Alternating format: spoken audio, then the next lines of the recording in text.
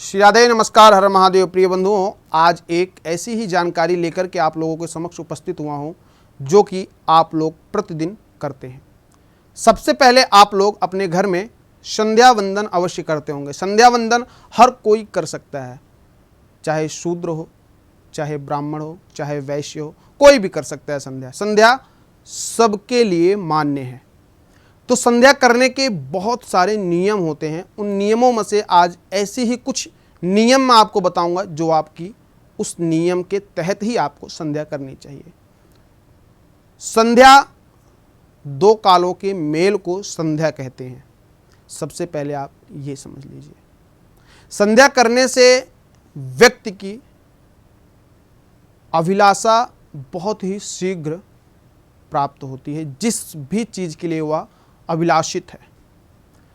तो संध्या किस प्रकार करनी चाहिए और संध्या में किन किन कर्म को हमें उसमें मिश्रित करना चाहिए और किन किन मंत्रों का ध्यान करना चाहिए। चलिए, मंत्र नहीं जानते तो कोई बात नहीं, लेकिन आप कुछ तो जानते होंगे, कुछ तो करने की अभिलाषा है आपके मन में अगर आप संध्या करते हैं तो चलिए आपको बताते हैं संध्या किस प्रकार करनी चाहिए। सबसे पहले यह जानिए कि संध्या 3 काल में होती है। प्रातः, जो कि ब्रह्म मुहूर्त, मध्याह्न अभिजित मुहूर्त और सायं गोधूली वेला। ये 3 मुहूर्तों में 3 कालिक संध्या होती है। तो ब्रह्म मुहूर्त में करने वाले व्यक्ति के लिए बहुत ही खास जानकारी। ब्रह्म मुहूर्त में जो व्यक्ति संध्या करते हैं उनके लिए सबसे पहले अपने आसन पे बैठ करके, आसन को पवित्र करके, अपने आप को पवित्र करके, आचमनी करने के उपरांत में तिलक धारण कर लें। तिलक धारण के पश्चात में अपना शिखा वंदन अवश्य करें। शिखा रखते हैं तो उनको बांध ले, अगर नहीं रखते हैं तो हाथ रख करके मंत्र का ज्ञान ले सकते हैं, मंत्र को श्रवण कर सकते हैं। अगर नहीं याद है मंत्र तो भी आप हाथ लगा करके जिन भी देवी देवताओं का आप जप करेंगे उनका आप ध्यान कर लें। उसके उपरांत में आप हाथ में जल लेकर के अपने संकल्प अवश्य करें। अगर आपके पास कुछ भी नहीं है, ना हरी दूर्वा है, ना सुपारी है, और ना ही आपके पास कुश है, और ना आपके पास अक्षत है, ना पुष्प है, तो आप गंगा जल लेकर के अपने सीधे हाथ में संकल्प अवश्य करें। संकल्प में पंचांग का उच्चारण जरूर करें। तिथि, वार, नक्षत्र, योग, करण, वार, इन पंचांग का उच्चारण अवश्य करें। अपने घर के जहां आप रहते हैं वहां का पता भी आपको उच्चारण करना है। तो चलिए आगे बढ़ते हुए प्राणायाम अवश्य करें। प्राणायाम आप सभी लोग जानते हैं, योग में बहुत ही आवश्यक होता है प्राणायाम। प्राणायाम हमारे इंद्रियों को वश में करता है। ओम का उच्चारण कर लें 3 बार, ये भी आपके लिए बहुत ही महत्वपूर्ण है। उसके उपरांत में आप जिन भी देवी देवताओं की पूजा करते हैं, समझ लीजिए आप माँ गायत्री के लिए संध्या कर रहे हैं, तो गायत्री के श्लोकों का अवश्य ध्यान करें। किस प्रकार? हाथ जोड़ करके ओम श्वेतवर्णा समुदिष्टा कौशय्या वसना तथा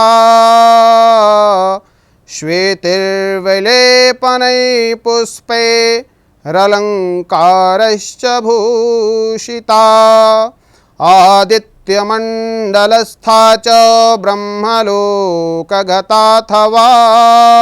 अक्षशोत्रधरा देवी पद्मासन गता शुभा।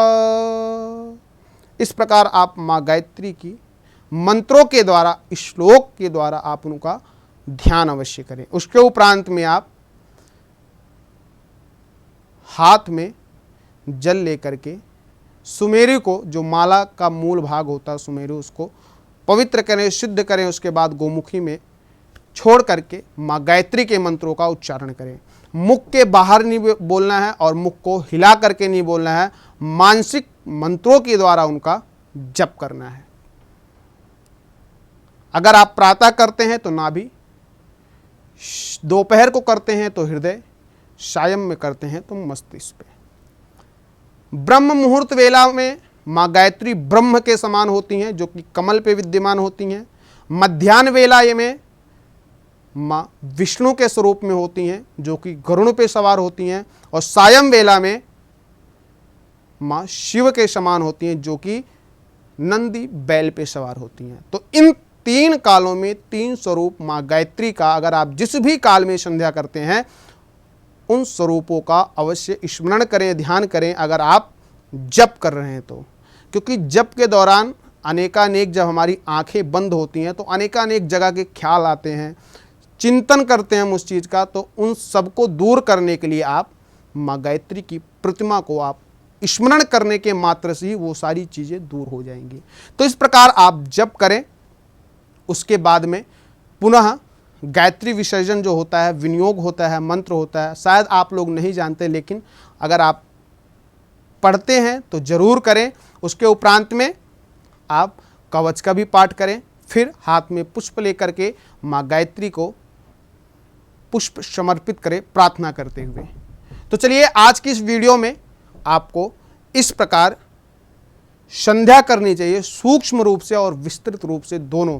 लेकिन ये सूक्ष्म रूप से जो हमने बताया है यही आप कर लेंगे तो आपके जीवन में और भी किसी चीज़ की आकांक्षा नहीं रहेगी। तो आप इसी प्रकार करें, आपका जीवन मंगलमय होगा, यही प्रार्थना है माँ भगवती से। तो चलिए, जानकारी अच्छी लगी तो लाइक शेयर कमेंट बॉक्स में कमेंट करके हमें अवश्य बताइएगा। फिर ऐसी ही रोचक जानकारी लेकर के पुनः प्रस्तुत होऊंगा। तब तक के लिए श्री राधे, नमस्कार, हर हर महादेव।